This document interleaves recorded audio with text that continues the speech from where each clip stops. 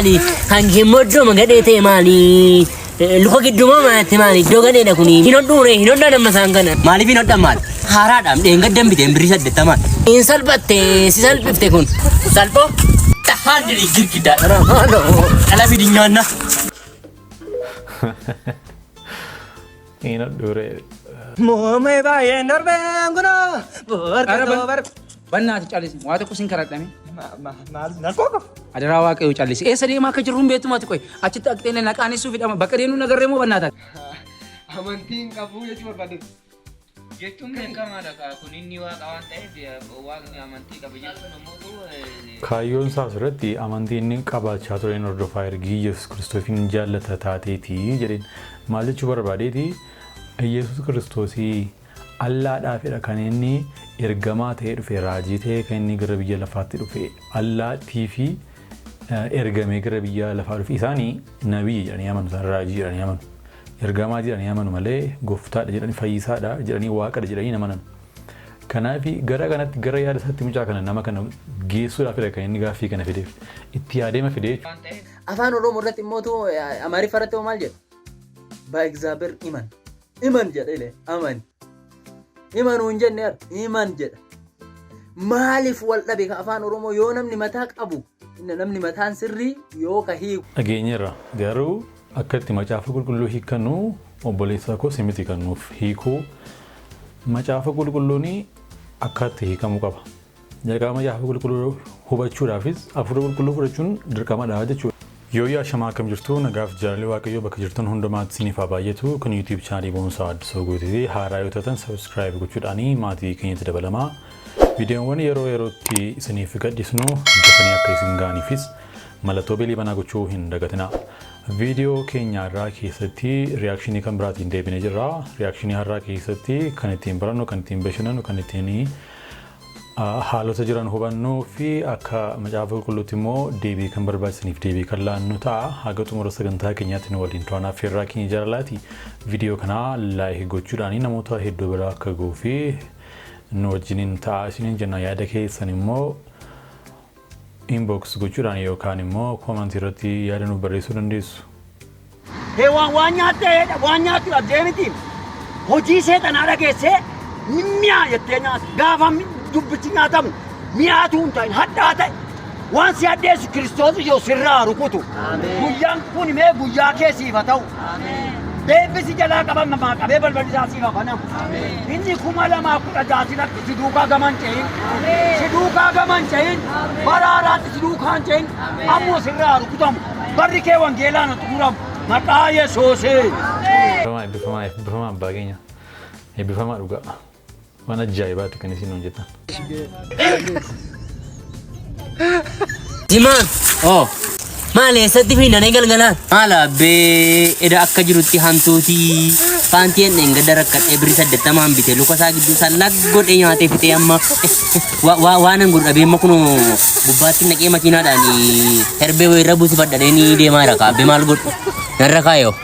Maali gaa hantuutillee iddooma hundumaati iyyuu irriba malee dhumu shaanti maali kan himoddo magadete Maaliif luka gidduma maatti Maali dogadeedha kuni hin hodhan amma isaan kana Maaliif hin hodhan maal haaraadhaan dheengaddan biteen birrii 80 hin salphatte si salphifte kun salphoo tahaadiri girgiddaa ala bidinyaanna Ina dure. Assalamu alaikum warahmatullahi wabarakatuh. Ila macaafni kuni macaafa qulqulluu jedha. Macaaf qidduusii jedha amaariffaan ina macaafni kun jechuudha laala.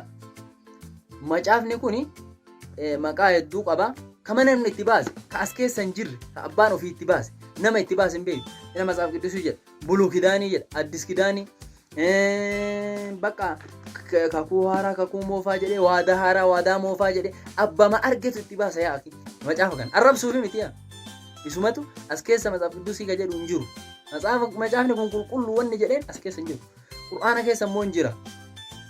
Innahu laqur'aanin kariim jedhee jechuudha. Waan si ajaa'ibu. Ammaaf Maarqos 11:22 qabadhee sii dhufe. Maarqos boqonnaa 11 lakkoofsa 22. Ka amaariffaa fi ka afaan oromoo wal dhaba. Macaafa kanarratti jechuudha. Ka amaariffaati amma macaafni nan harkaa qabu kuni ka amaariffaati. Ka Afaan Oromoo Maarqos 11:22 maal jedha beekta? Waaqayyotti amantii qabaadha. Waaqayyotti amana jedha. Amantii qabaadha. Nama meeqa ajajame amantii qabaadha yookaan qabaadhaan kuni nama meeqa ajaje? Nama lama oli yookiin sadii oli. Nama baay'ina agarsiisa. Baay'ina waan ta'eef nama baay'een jedhaa jira. Afaan Oromoo irratti immoo Amaariffa irratti maal jedha? Baay'ixaaber iman jedha amani. Imanuu hin jenne iman jedha. Maaliif wal dhabe ka afaan Oromoo yoo namni mataa qabu namni mataan sirrii yoo ka hiiku. Dhageenyeerra garuu akka itti macaafa qulqulluu hiikannu obboleessaa koo simiti kannuuf hiikuu macaafa qulqulluun akka itti hiikamuu qaba. Jalqaba macaafa qulqulluu hubachuudhaafis hafuura qulqulluu fudhachuun dirqamadha jechuudha. Inni nama dubbate qabaadhaa jedha. Achirratti immoo imanii jedha. Baay'ixaaber imanii ni jedhuu fi amantii qabaadhaa ni jedhu akka kootti yookaan akka keenyatti garaagarummaa tokkoyyuu hin qabu. Amantootaaf kan inni barreeffame. Macaafni ergaan kun kan inni barreeffame amantootaaf. Inni sunis amantootaaf barreeffame. Macaafa qulqulluun akka inni wal dhabu gochuudhaa fi waan isaan jarri kun hin goone hin jiru. Garuu waan inni hin dhabu macaafni qulqulluun iddoo kamittiyyuu wal hin dhabu. Iddoo kamittiyyuu wal hin dhabu. Mee macaafni qulqulluu wal dhabaa jettanii warri yaaddanii komantii irra kaa'ame. Luqqisiisaa wajjiniin komantii irra kaa'a. Yaada keessanii gaaffii keessanii komantii irra kaa'ame. Inni ilaalaatee jechuudha akka inni wal dhabu. Akka macaafni qulqulluun ofiisaatti waliisaa wal dhabu hiika waliisaa wal rukutu inni ilaalaati. Wanta bira geessan wanta beektanii luqqisii xiksii kamiyyuu haa ta'u komantii irra kaa'a. Isa booddee inni ilaalaa jechuudha. Garuu gaaffii musliimonni kaasanii fi deebii gahaan jira. Gaaffii musliimonni kaasanii fi deebii gahaan jira jechuudha. Yeroo hundumaa isaan waa'ee gooftaa Yesuus Kiristoos akka inni gooftummaa isaa hin lallabamnee fi waan isaan hin godhin jiru. Yesuus Kiristoos akka inni gooftaa hin taane hin barbaadan. Yesuus Kiristoos akka inni ilma Waaqayyoo hin taane barbaadu. Akka inni Waaqayyoo hin taane barbaadu. Akka inni fayyisaa biyya lafaa hin taane barbaadu jechuudha. Yoo isin deebii deebistaniif immoo inaaru waan kan biraatti galuu jechuudha. Nama sosodaachisuu nama rukutuudhaaf yaaluu kan isaan inni godhanii jechuudha. Malee ilaameedhaan namatti naasaan beektu. Maal jechuun jihaadii wanti jedhamu iyyuu maaliif akka inni uumame dhufiinsi amantii kanaa yoo akkamittiin akka inni gara biyya kanaatti dhufe beekamaadha. Lallabuudhaan kan hin dhufne isaan biyya kanaa jechuudha. Lallabuudhaan hin dhufne. Akkamitti dhufanii amansiisuudhaan yookiin humnaan amansiisuu yookiin immoo waatti kennaniitu amansiisuu jechuudha. Waama keessatti argaa guddanidha waan ta'eef kun beekamaadha jechuudha. Karaa macaafa qulqulluu garuu macaafni qulqulluun iddoo itti wal dhabu iddoo tokkollee hin qabu. Kanaaf an ragaa iddoo baay'ee isaa ilaaleera macaafa qulqulluu hunda isaa keessa deemee ilaaleera jechuudha. Kanaaf tariitii meebii yoo gaaffii qabdu yoo ta'e komantii rakaa wajjin ilaallaa namoota nurra caalaniis gaafannee isiniif deebisuu dandeenya jechuudha.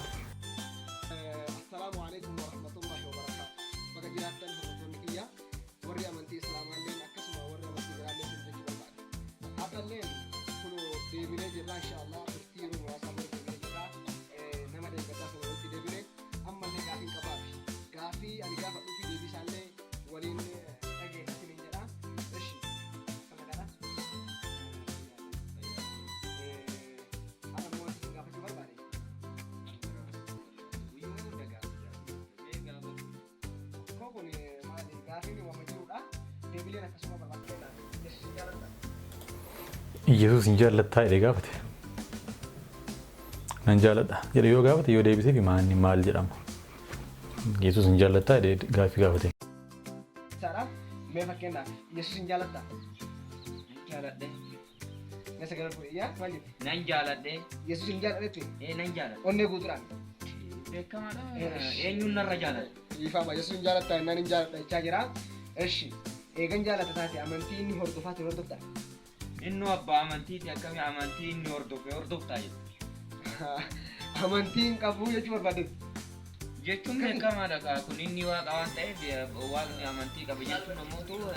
Kaayyoon isaas irratti amantii inni qabaachaa ture inni hordofaa ergi Yesuus Kiristoosin jaallata taateeti jedheen maal jechuu barbaadeeti Yesuus Kiristoosii allaadhaafidha kan inni ergamaa ta'ee dhufe raajii ta'ee kan inni gara biyya lafaatti dhufe allaattii fi ergamee gara biyya lafaa dhufe isaanii nabii jedhanii amanu isaan raajii jedhanii amanu ergamaa jedhanii amanu malee gooftaadha jedhanii fayyisaadha jedhanii waaqadha jedhanii amanan. Kanaaf gara kanatti gara yaada isaatti mucaa kana nama kana geessuudhaaf kan inni gaaffii kana fideef itti yaadeema fidee waan ta'eef waaqni amantii qaba jechuun ammoo xiqqishuma ishiidha si salphachiisuu yoo Amantiin qabachuu walii galatti. hin qabu Amantiin qabu. Yesuus amantii qabachuudha. Amantii jechuun maal jechuudha? Inni rakkoon qabu amantii jechuun maal jechuudha? amantii jechuun Amantii jechuun akkuma beekamu sagaduu fi kadhachuu akka ta'e waaqeffachuu akka ta'e mormi taati. beekamaadha kun himaa Yesuus sagadee moo sagade? yesuus mu Waan sagade natti fakkaanne Yesuus sagadee moo saganne akkuma beekamu amantii jechuun sagaduu waaqeffachuu fi kadhachuudha. iddoo itti gooftaa Yesuus Kiristoos jilbeenfatee yookaan sagadee kadhatee iddoo itti gooftaa Yesuus Kiristoos akka namootaatti akti godhee macaafa qulqulluu keessatti gaafa ilaallu namummaa ittiin akti godhee qaba. Personaalitii ittiin akti godhee qaba malee Yesuus Kiristoos waaqa tokkichaaf sagadee waaqi tokkichi inni waaqa ta'uu dhiisee namummaa isaa qofaatiin sagadee hin jiru.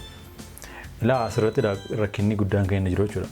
Akka itti jarri macaafa qulqulluu kana dubbisanii hiikanii fi akka itti nuti konteekstii macaafa qulqulluu kana hubannee jirru garaagaraa jechuudha. Kana kan godhu immoo hafuura qulqulluu isaa sammuu keenya banudha.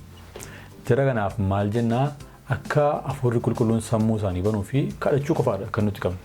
Malee deebiin akkasii akkasumara barbaachisaadha jedhee nama akka gootu. Yesuus immoo ulaagaalee amantii kanaa guute moo hin guutne jennaani waan guute natti fakkaatu jedha obboleessi keenya. Obboleessa Luqaas boqonnaa 6:12 irratti halkan guutuu gaaratti bahee sagadaa bulee jedha.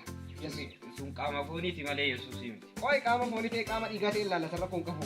Sun waan ta'etti deebi'a. Akkuma sana Ibroota 5:7 gubbaatti illee yeroo biyya lafaa kana turetti waaqa kadhachaa fi imimmaaniin asirra ture jedha. Inni amantii qaban qabu yookaan. jechuun fooni inni akkasitti kadhachaa maal jechaa ture suni inni sun fooni inni ammootu ka keessaa ammoo maali waaqa sagadee Kamtu kadhachaa ture? Kamtu kadhachaa ture? isa foonii qaama fooniiti yeroo namummaa qabu san jechuudha yeroo inni kadhachaa ture Waaqa wal keessa yeroo itti keessatti. waaqa wal keessa ture Yeroo inni kadhatu yeroo inni waan inni keessaa kadhatu inni foonii kadhatu suni waaqni keessa jiru sun eessa dhaqee dhagaa hin qabu. maali Yeroo foon kadhatu yeroo foon sagadu yeroo foon waaqa kadhatu sana waaqni keessa jiru immoo eessa dhaqe? jechuun hin kadhata inni yeroo sanitti waan amala namummaa qabuuf akkaataa kadhata Dhuguma keetti hafuura qulqulluudhaan malee wanta sii galuun qabu kun. Perfect. Yaadni jedhe wanta sirriidha. Hafuura qulqulluudhaan malee wanta galuuf hin qabu kun. Akkasumaan yoonni haasa'eeyyuu jechuudha. Muumee baay'een darbeen kunoo borqatoo barba. Bannaati callisi waa tokko sin karadhame. Nakooka. Adaraa waaqayyoo callisi. Eessa deemaa akka jirru hin beektumaati qoy. Achitti dhaqxee naqaanisuu fidhama. Bakka deemnu nagarree moo bannaataati? Bannaan irraa callisi bannaata. Muudeen hattaas kan bannaata. Haa, jettuun gaaduruma jetti. Nu hin dhiibnu faarfata. Sagalee makanatu laa guddateetu biyyaa fayyina ta'a. Haa, Bannaan irra. muummee baay'een darbeen kunoo borqatoo barbaacha.